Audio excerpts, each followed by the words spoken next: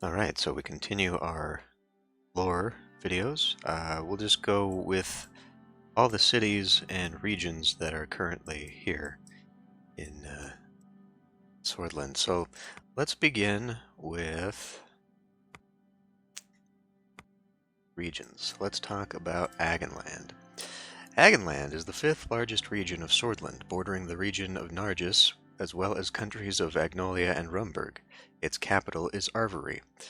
Agenland is the fifth most populous of Sordland's 7 regions, with just below 4 million residents. The region is sometimes considered to be part of the geographical region of Greater Agnolia, due to it being part of Agnolia decades ago. It is home to the largest number of Agno-Sordish people in Sordland, which is also the second biggest minority in the country. Agenland is the poorest region of Sordland and has a stagnant economy. It remains among the regions of the highest unemployment rate. It contains a vast amount of hills and small coastal towns. Its economy relies heavily on trade with Agnolia and fishing. A large number of Agnolian companies used to operate in the region, but most of them left the country in the last decades. A hotspot for tourism, Duru Island, which is also considered to be part of Agenland and connected to the administrative capital of Arvery. Agenland borders Rumburg along the eastern Soren Mountains to the north, Agnolia to the northeast, and Marchian Sea to the east. The northern parts of the region are filled with hills and mountains with very little infrastructure, making it very difficult to traverse. The coast is marked by bays, fjords, and deep cliff lines. So, Arvery. Arvery is an ethnically diverse coastal city. It was founded in 1490 by Marchian Agnolian settlers who became Sordish citizens through the centuries. It primarily serves as a logistics hub for land trade between Agnolia and Sordland. Arvery has a large minority population of Agnolian immigrants, and that caused a rise of ethnic nationalism by the NFP. Arvery is the regional capital of Agenland. It is situated on mighty cliffs that are facing the sea. Right behind the city is a huge forest which spans hundreds of square kilometers.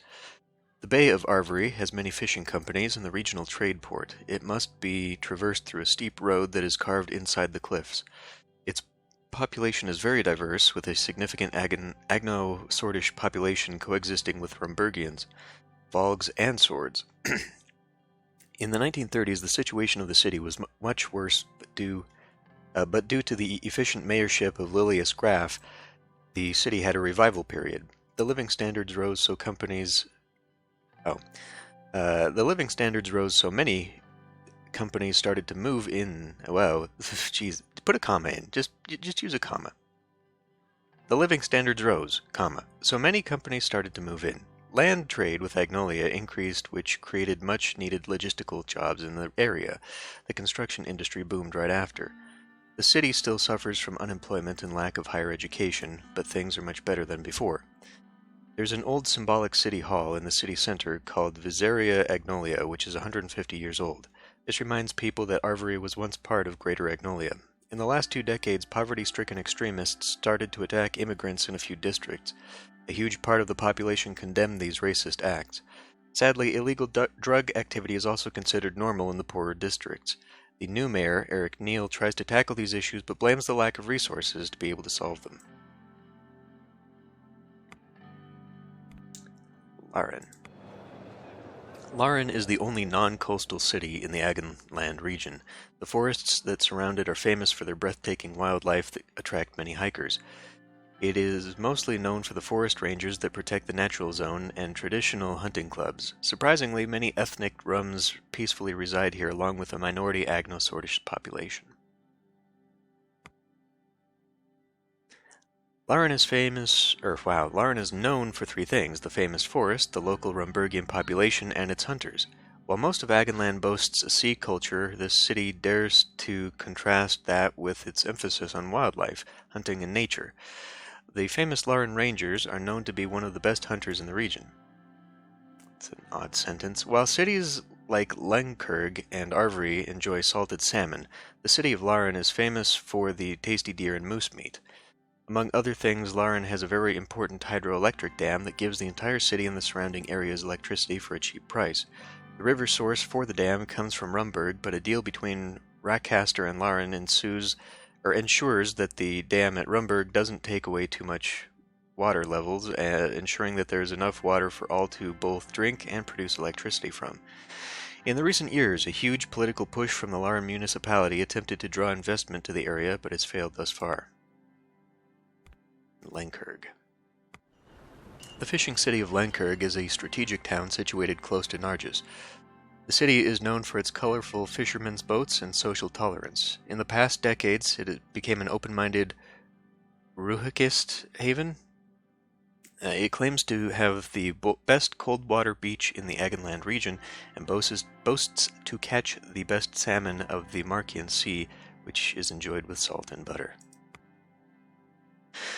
Lenkerg is the second largest city in the Agenland region. Economically, it benefits from the strategic position between Lockhaven and Arvory. Many logistics companies have depots to support the trade towards Agnolia. The small Lenkerg port has minimal but still crucial ship activity. During the last decade, the decaying infrastructure has hampered economic growth, but a thriving fishing industry has kept many Lenkergians employed. The thousands of tons of salmon are packaged and distributed all around the country. Many Sordish citizens enjoy it with salt and butter. Though relatively cold compared to Benfey, the best beach of Agenland is located here. Being close to the sea gives a sense of commonality because everybody swims together during summer months. The old city center has landmarks from the Markian era. Lenkerg is less diverse compared to Arvory, but it has a large portion of Ruhesist believers that have formed a subculture. The recent influx of migrants coming from Agnolia caused somewhat of a housing crisis, which the construction companies from Arvory are exploiting. Wonderful. Okay. Back. Let's do Nargis. Nargis is the largest region of Sordland, bordering the regions of Agenland, Gelsland, Bergia, and Greater Holsord, as well as the country of Rumburg. Its capital is Lockhaven, which is regarded as the economic center of Sordland. Nargis is the third most populous of Sordland's 7 regions, with more than 5 million inhabitants. Nargis has the most vibrant economy of the regions of Sordland, particularly due to Lockhaven being a trade center. However, it contains the largest area of undeveloped and empty land in Sordland. It also contains large amounts of oil and other untapped natural resources. The region relies heavily on oil, natural gas, agriculture, and tourism. Gasum Corporation largely operates in the region. Nargis borders Rumburg along the Soren Mountains to the north and the Cavendier Mountain to the west. The western parts of the region are filled with hills and mountains with very little infrastructure, making it very difficult to traverse. It borders the Markian Sea to the east through the Gulf of Nargis. The coast is marked by bays and cliff lines. The prestigious city of Lockhaven is the financial center of Sordland. It contains the largest port in the country, which is also the third busiest in Mercopa. Located in the Nargis region, the city is prominent in the entertainment and tourist industry, which draws millions of visitors every year. The main opposition party, the PFJP, has a strong presence in this city. Lockhaven is a sprawling port city and the primary trade hub of Sordland. Tall mountains surround it, creating a near-perfect natural harbor, which bewilders new visitors. Most of the international sea trade to Sordland flows through the city. Many Lockhaveners call the city the gateway for that particular reason besides others. Dozens of container and cruise ships can be observed anchoring and leaving port within the same hour. The top 5 exports of the city are furniture, motor vehicles, clothing, electrical machinery, and pharmaceuticals. They are exported en masse to countries like Arcasia, Lesbia, Volgsland, and United Cantana, providing significant economic wealth to the area. The National Business Council has a board full of wealthy individuals who spend their good fortunes on their luxurious lifestyle. The Lesbian architecture of Lockhaven creates a very unique skyline compared to the other less imaginative cities. This city is also home to numerous theaters, art exhibitions, and glamorously vivid nightlife known throughout the land. The famous Republic Avenue stretches for several kilometers through the city. It is decorated with palm trees and sculptures from many notable artists. The Avaria Gallery of Art, the Maroon Theater, and the Lockhaven Opera House draws thousands of art lovers every month. The 2 most significant educational institutions here are the Lockhaven Business School and the Isambard University of Lockhaven. In addition, the Lovers' Street, filled with the best bars and clubs, cause many young students to flock to the city to enjoy an intriguing weekend. Moreover, a booming tourism industry exists with nearly 1 million tourists a month coming to see historical landmarks such as the Basilisk of Baal or the Great Library of Ruhek. Most of the People's Freedom and Justice Party support comes from this city, even though the party was founded in Holdsword. As can be expected, the most liberal part of the population in Sordland resides here.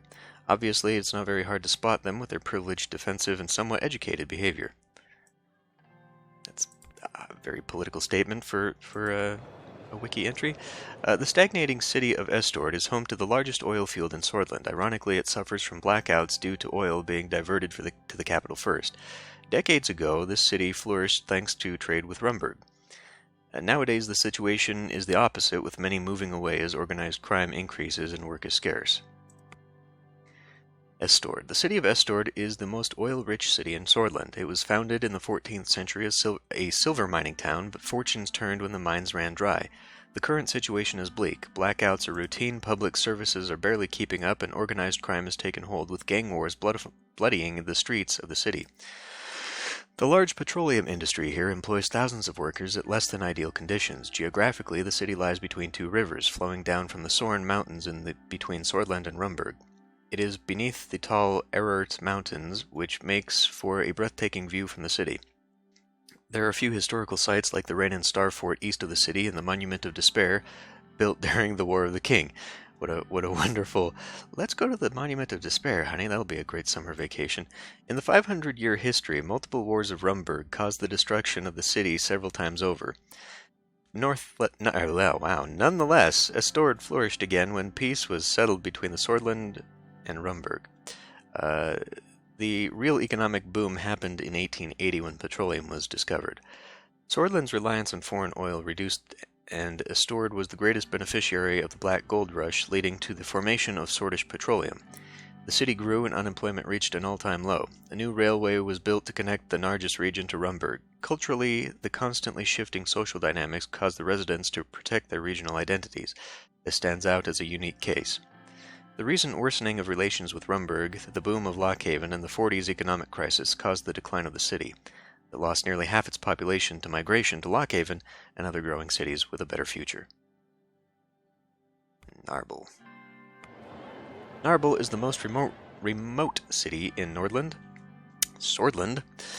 High up in the mountains, it suffers from a lack of economic development. The government ignored it for decades. Many residents in the outskirts still rely on farming and hunting. How do you farm in the mountains? And hunting to make a living. During the last decades, natural gas reserves have been found, drawing desired financial investments from energy companies. Narble is the smallest and poorest city in the Nargis region. It is located at the skirts of the Cavendish Mountains. Centuries past, this town used to be positioned on a very important trade route that went towards the old capital of the Markian Empire. Narble used to heavily benefit from this trade and got quite enriched from it. The past 100 years, however, were not so positive. While most of the attention in Sordland went more inland, many cities like Narble were forgotten. The governments were not as interested or incentivized to invest in hard-to-reach areas with little to no resources. That's changed slightly with the discovery of natural gas resources in Narble. The largest investment that came from the Gassam Corporation boosted economic growth, but it still wasn't enough to provide for the majority of the poverty-stricken residents, who increasingly had to rely on farming and hunting for self-sufficiency. This led to starvation, which became a problem in the 20s, but was quickly resolved when the state subsidized food to Narble. Right. Bergia. Bergia, there we go. Bergia is the only landlocked region of Sordland, bordering the regions of Nargis, Gelsland, and Greater Holsord, as well as the countries of Wayland, Lesbia, and Rumburg. Its capital is Dare. Bergia is the third largest region of Sordland's 7 regions and the second most populous, with more than 6 million inhabitants. The region is also sometimes called by its old name in Blutish, Bludia. How original. Bergia encompasses most of the geographical region of Greater Bludia, but excludes Blutish areas which today lie in the northern parts of Wayland and Lesbia. It's home to the largest number of Blutish people in Sordland, which is also the biggest minority in the country. Bergia has a vibrant economy, but remains among the regions with the highest unemployment rate. It contains a vast amount of farm fields, and its economy relies heavily on agriculture, mining, and steel manufacturing. The Bergia Steel Corporation is the biggest business that operates in the region. The Sol Dam, which powers up almost a third of Sordland, is also located here. Bergia is a popular destination due to having the Arch Sanctuary of Dissension in Dare, a sacred spot for the followers of Das Trinity faith.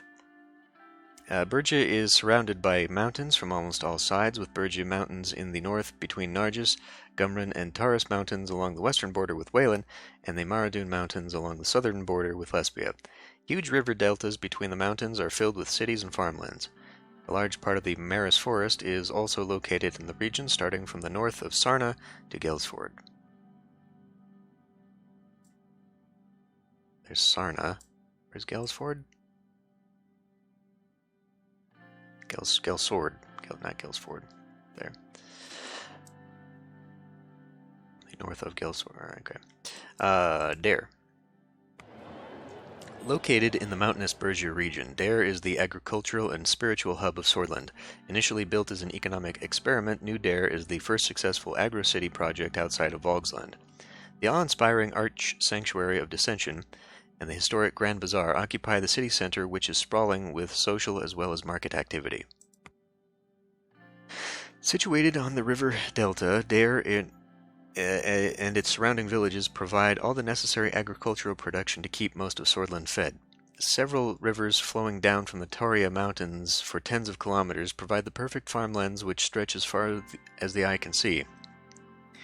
Dare has the largest metro area out of all the cities in the nation and is administratively split into 3 areas: Old Dare, New Dare, and the Outer Farmlands. New Dare is the agro-city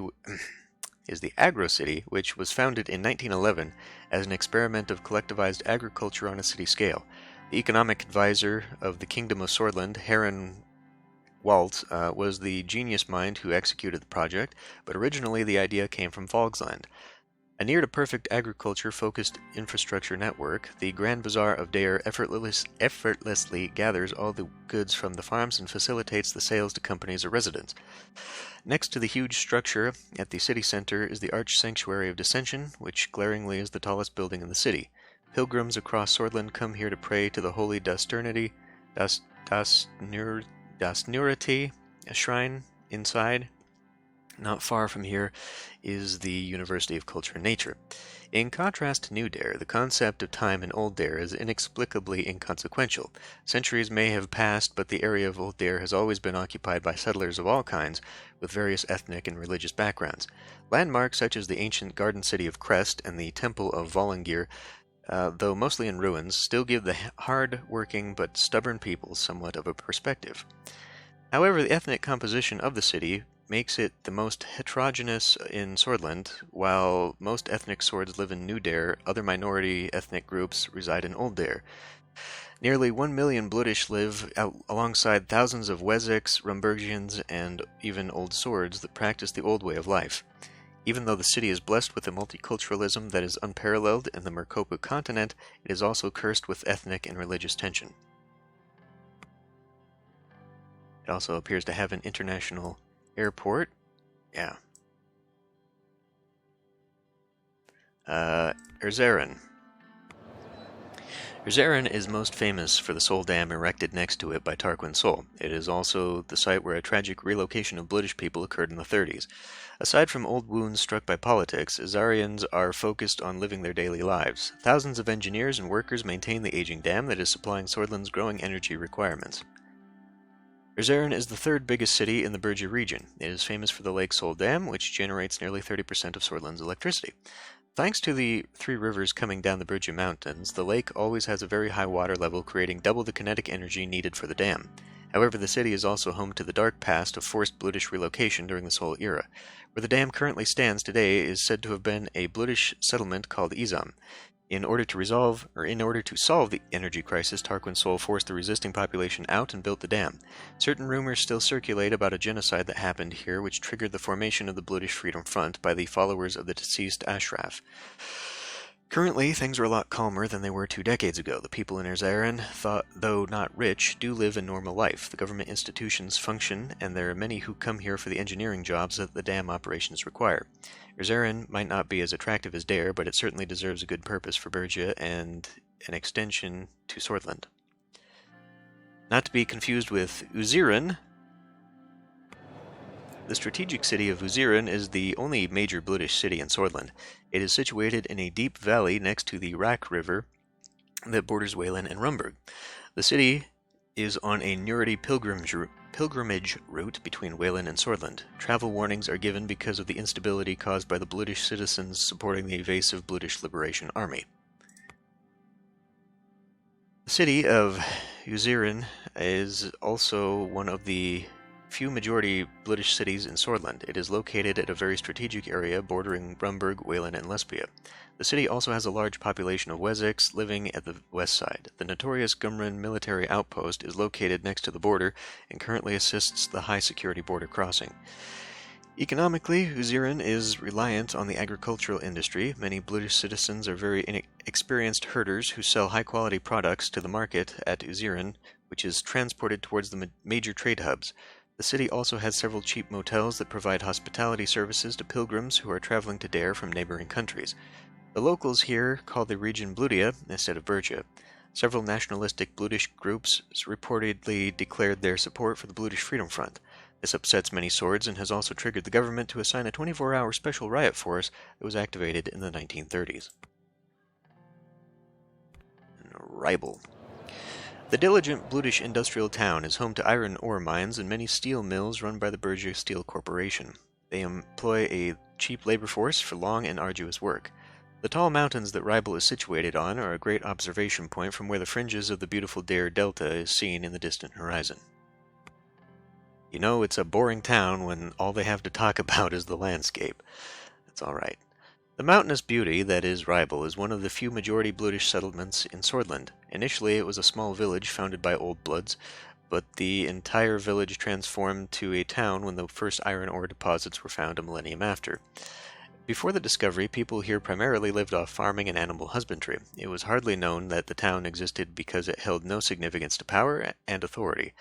As a result, Ribble has not seen much conflict. What gave Ribble significance was the discovery of the iron ore and in the 19th century, the settling of the Bergia Steel Corporation that heavily invested in the city. Dozens of steel mills were erected to utilize the resource, which at first was sold to the state. Later, the surplus steel was exported to other countries. British people here are mostly employed by Swedish corporations. Normally, this wouldn't be an issue, but the horrendous working conditions cause underlying ethnic tensions to rise. Reminds me of the old copper companies where I lived. Sarna. The multicultural city of Sarna is situated next to the border and benefits heavily from the sister city agreement with Merlotia.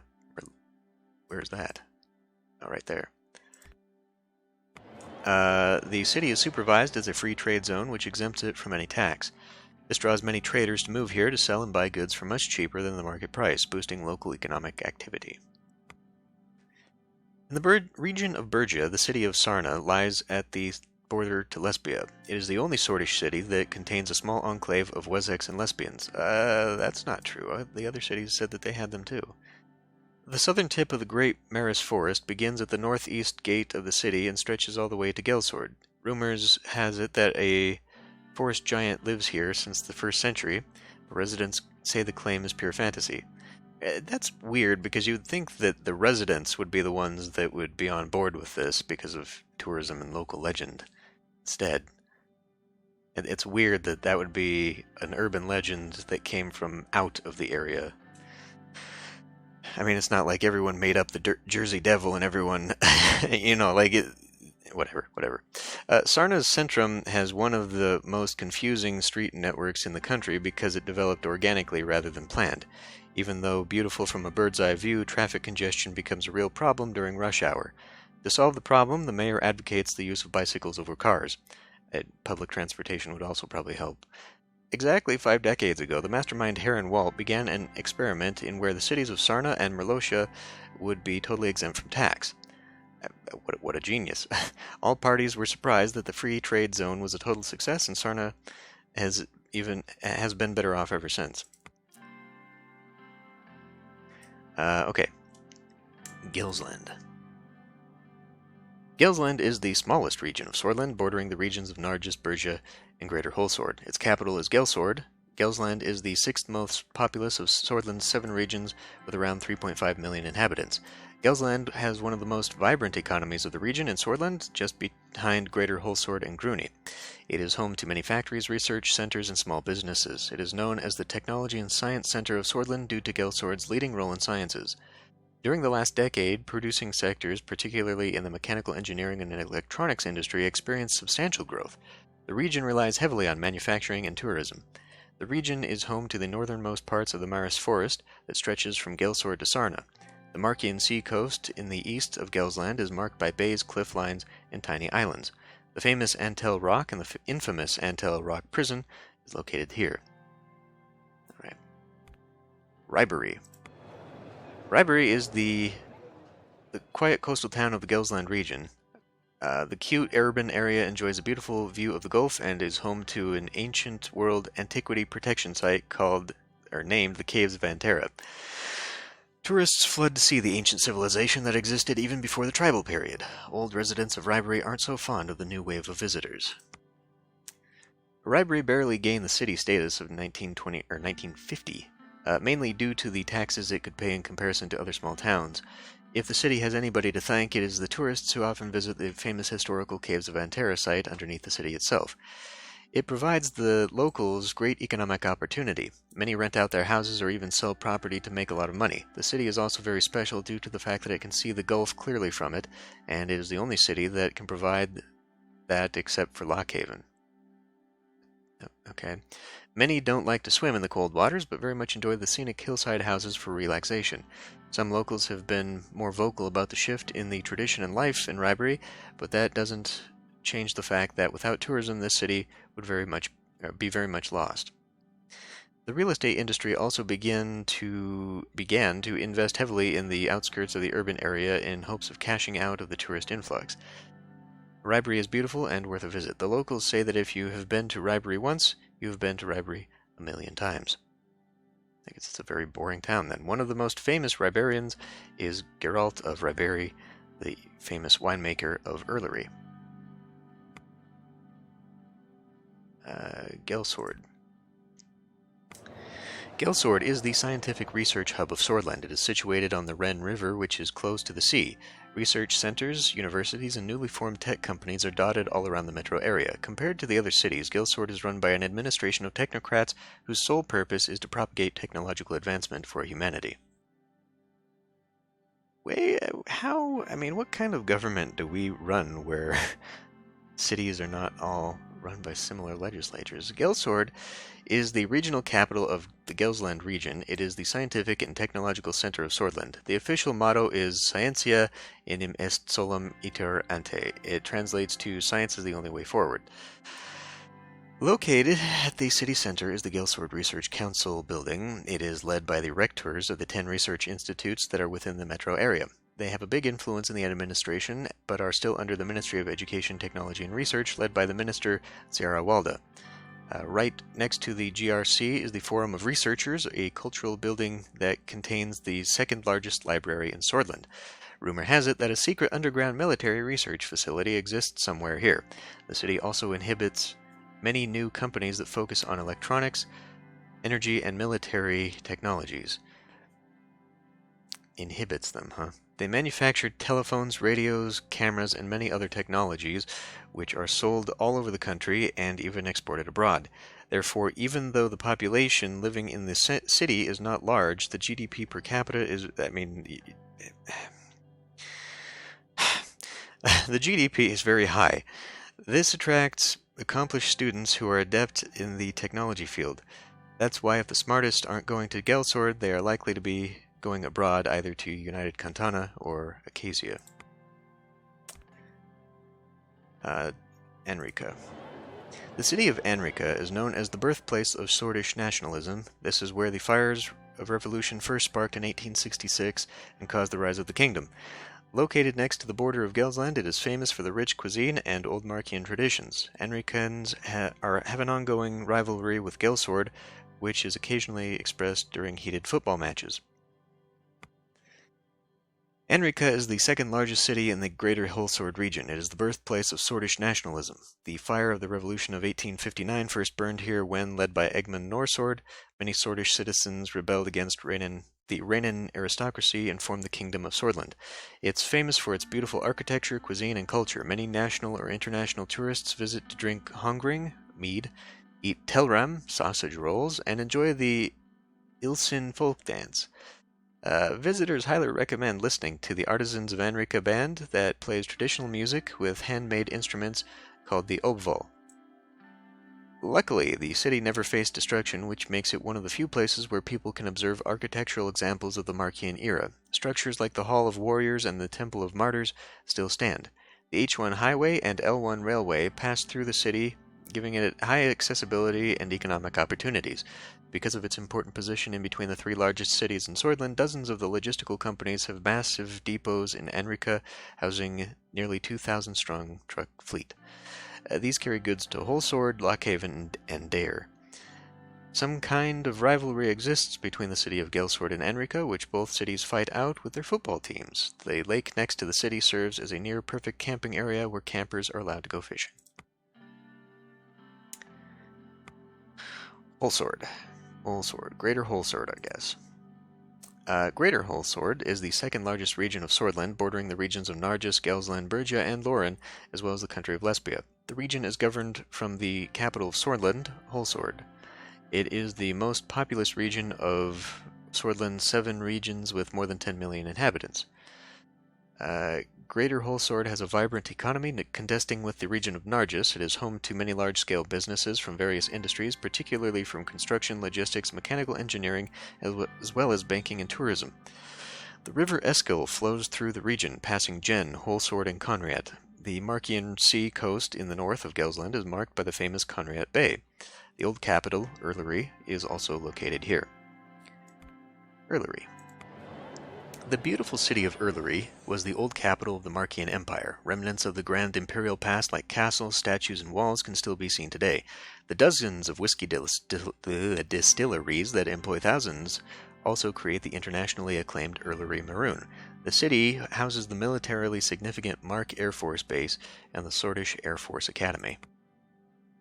Erlery is the 4th largest city in the Greater Holsord region. It is most famous for its role as the old capital. Sadly, most of the grandeur of the Markian Empire's beating heart has faded away, due to several sackings that left many of the historical buildings destroyed. Nonetheless, thanks to the revival by construction companies from Holsord, the castles, palaces, and villas have been mostly restored. The beautiful Gothic revival architecture of these few but beautifully restored buildings revived the old Markian feel. Erlery is also considered to be the capital of Sordish alcohol for its famous vineyards and whiskey distilleries. Geographically, the city is situated on a high delta with fertile ground, invigorated by the Unger River, which also gives life to many of its vineyards and hop farms. Erlery is famous for producing some of the best wines of Sordland and their competition with wines from Boren. The city, however, is mostly known for the dozens of whiskey distilleries that create different variations of the Erlery Maroon, which are internationally renowned. The Erlery Maroon is one of the few whiskies that make it to the International Whiskey Championships. Additionally, the large Mark Air Force Base and the Air Force Academy employ many Erlorians, which occasionally get annoyed by the constant sound of jets buzzing right outside the city. In the last few decades, lesbian oligarchs started to buy expensive housing in the area. This has caused somewhat of a gentrification and has become a big debate topic for the city. I don't know much about wine making and general fertility for that, but is the same soil that would grow hops good for wine and vice versa? Gen. Known as the City of Solitude, Gen is also where the controversial Tarquin Sol was born. Moreover, it is a logistical city that plays a role in the trade with Lesbia. The city that has a very fervorous population who for a long time supported the National Front Party. The city has a very fervorous population, who for a long time supported the National Front Party. The pursuit of ethnic nationalism is an idea that doesn't turn any heads here. Therefore, foreigners stay away. Gen is the smallest city in the Greater Holsord region. Though small, it has a very fervorous populace who mostly support Sordish nationalism. The city is situated on several hills south towards the Lesbian border. The residents here are employed mainly in the transportation and storage industry. A small but significant percentage of Lesbian goods come from the mountains, or through the mountains from Merlotia. Here they are stored, counted, and sent towards Holsord. The areas surrounding Gen aren't suitable for agriculture or farming due to a very barren landscape. The river gives life to the areas around it, but the speed of the stream is too high to effectively make use of it. The residents of Gen used to support the United Sordland Party and particularly Tarquin Sol, but ever since the leadership changed, they have increasingly supported the Nationalist Front Party. Jen is currently one of the strongholds of the NFP. Many still regard the city as a refuge for extremists who have a hard time being accepted at other parts of the country. How is that possible? Extremists having a hard time being accepted by the general populace? Conriat, the strategic city of Conriat, contains the only port in the greater Holsword region. Situated on the Eskel River, it houses the important Swordish Navy Command.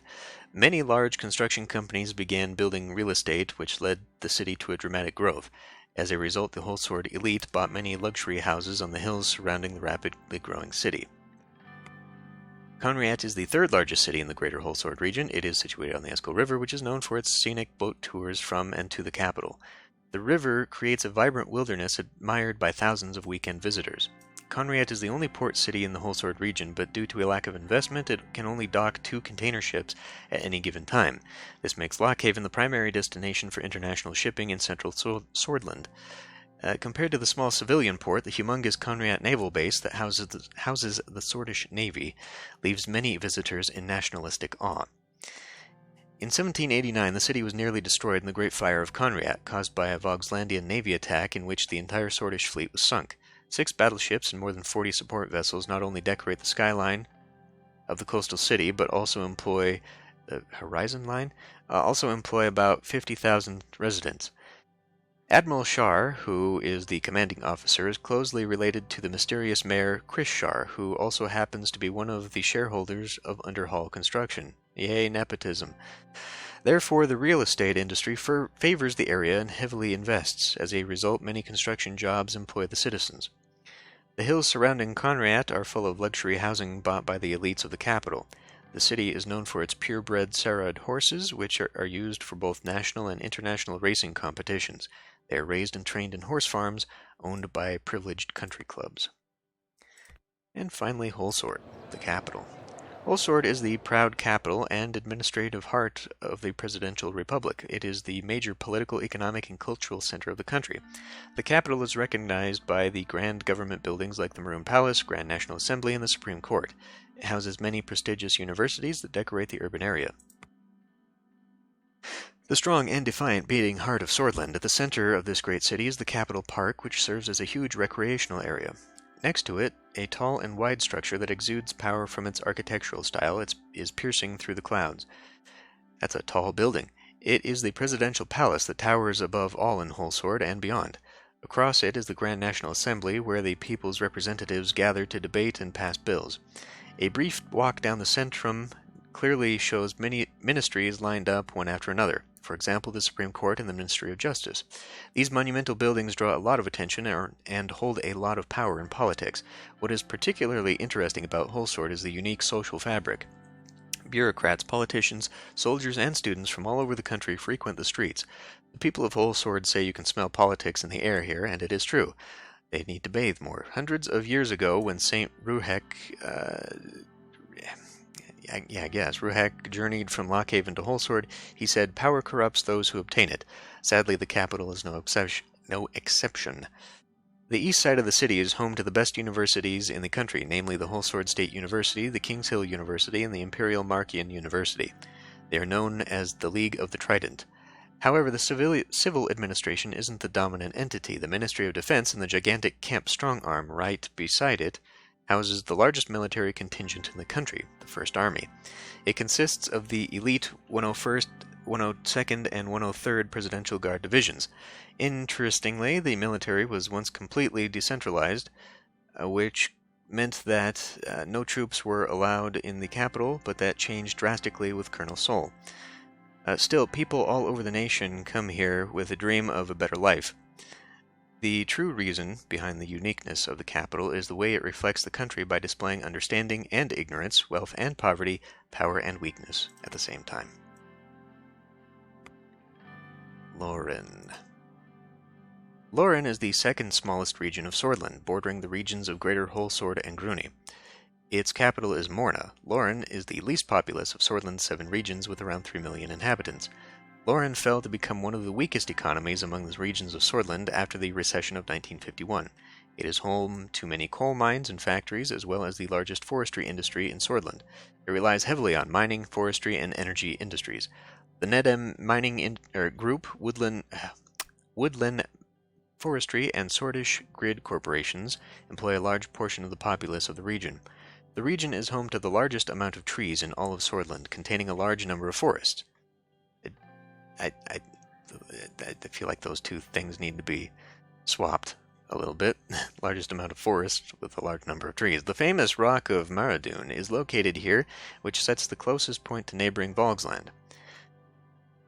Oh, wait, did we do Antel? We didn't do Antel. I gotta go back and do Antel. Lauren borders both the Marchian Sea to the north and the Antisaean Sea to the east, acting at the southern border of the Grey Strait. Alright, let's go back to Antel here. I didn't do Antel. The controversial coastal city of Antel is situated on a high cliff with a perfect view out to the sea. Across the city is the brutalist site of the Antel Rock maximum security prison that is separated from land by the stretch of a kilometer. Narrow roads along the cliffs often cause fatal traffic incidents, but the fresh air is something else. As you're plummeting off the cliffs, the air and breeze is wonderful. Antel is a coastal city that is situated on a high cliff. Nearly all of the city has a great view out to the Marchian Sea. Antel, like most other coastal cities, was a fishing town, but today fishing has become more of a recreational activity. Maybe if they focused on that industry more, they wouldn't suffer economically. The lower middle class tend to choose the city for holidays as a cheap alternative. During the summer, the city looks beautiful from the sea and offers several boat tours along the cliffs and underwater caves. Visitors can spot dolphins, whales, and rarely sharks thanks to the mostly untouched sea habitat. Controversy always seems to find Antel due to the historic maximum security prison located 1 kilometer north of the city. Antel Rock is surrounded by water from all sides and is 60 meters above sea level. Protests against the prison are often supported by the Watchtower of Human Rights, Magnus Cartus, and the PFJP. Expectedly, rumors of abuse, torture, and rape taint the human rights record of Sordland. The famous film Diving Through Rock was shot here. It depicts the real and only successful escape of prisoners from Antel Rock.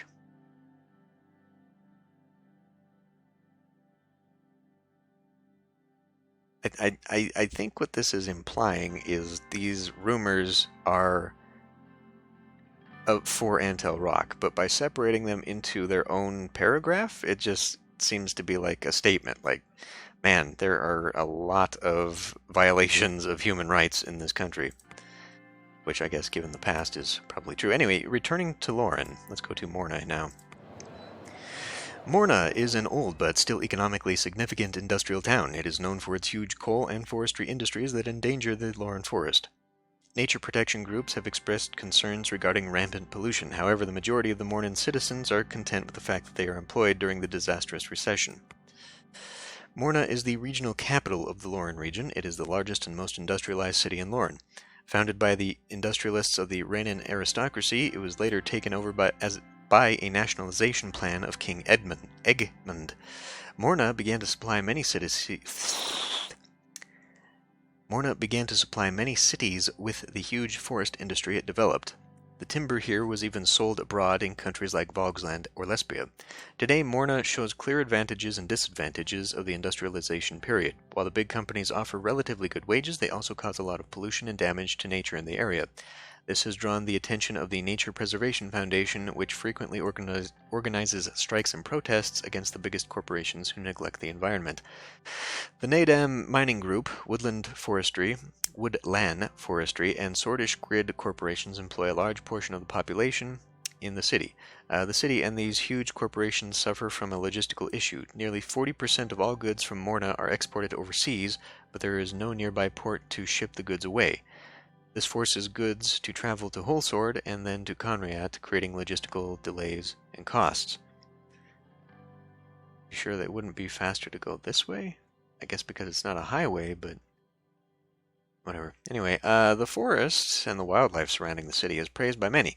The fact that the city is large and pollutant. What? I think that means polluted. The fact that the city is large and polluted forces people who want to enjoy nature to go to Morbel or Vesord. Research also suggests that artifacts from the migration period are underneath certain parts of the city. These are revealed during new construction projects and cause delays due to excavations taking place. There are two reasons people go to Morna. It's either to get a job or to make one. Morbel. The forgotten crossroads city of Morbel lies deep inside the Loren Forest. It hasn't kept its old significance after all the profitable coal mines shut down. The city is inside the first ever environmental protection zone of Sordland. Recently, the only economic activity comes from businesses traveling between Holsword and Morna. In the depths of the Loren Forest lies Morbel, the once bustling coal city that has fallen from grace. During the 18th and 19th centuries, it held major strategic significance, which caused the population of Morbel to quadruple and even surpass Lockhaven. This trend did not last when the growing population, deforestation, and environmental damage caused a vast amount of the Loren Forest and the city to be uninhabitable, I'm guessing. Pollution killed hundreds of residents. Moreover, the water sources were tainted with dangerous chemicals that made several thousand others fall ill. The events led to a huge uproar in which many supported the Nature Preservation Fund. The king decided to act, saying that public opinion was turning against him. The metro area of Loren was declared an environmental protection zone. Subsequently, the factories and mines were shut down. This is regarded as the first environmentalist victory in Sordland. Nowadays, Morbel is a forgotten city devoid of hope. Unemployment is high, and people are leaving to find a better life. Vesord. Vesord houses a huge camping complex and attracts many for summer camps. The infamous Boy Scouts organization is headquartered here. The old and middle-aged enjoy the occasional activity this brings every year, but also don't like the loud noises of the festivals. The city is also known for the epic Markian myth about the almighty Maraduns. The city of Elsord is a great location for camping, fishing, and jogging. Several festivals are held here as the forest is within walking distance to the city, so attendees can easily travel between the two. The seasonal attention to Velsord is great news to some residents, but an annoyance to others who appreciate the peace and quiet nature provides. The controversial Boy Scouts organization is headquartered in Vesord and organizes its bi-monthly forest survival lessons. It has thousands of juvenile members who learn survival skills in different challenging courses. Historically, the city is one of the ancient settlements that were settled even before the migration period. The Markian epic myth Amaradun mentions dragon-like reptilian creatures that shaped the Earth's crust. The cliffs next to Vesord were even named after the myth. The epic details that the fire from Maraduns had melted dirt and rock, and when the creature used wind to cool it to form, and then the creatures used the wind to form. Even for historians, it is the most unique tale that has remained from the ancient civilizations that we know little of.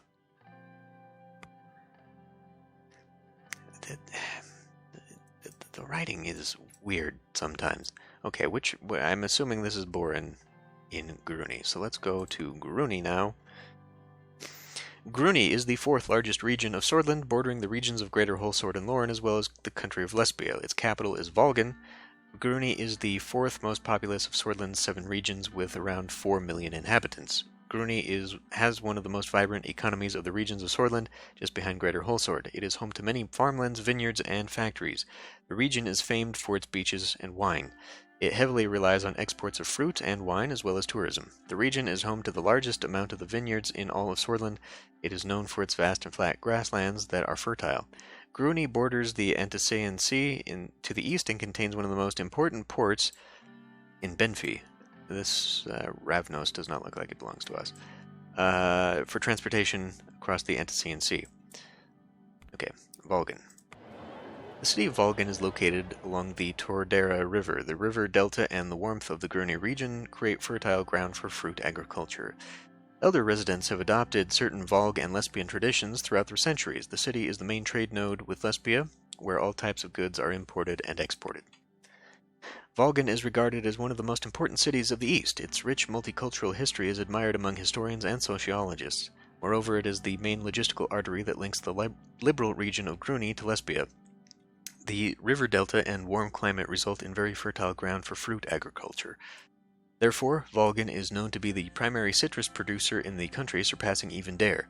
The city also inhabits the second largest I'm not sure that word means what you think it means. The second largest hydroelectric power plant in the country.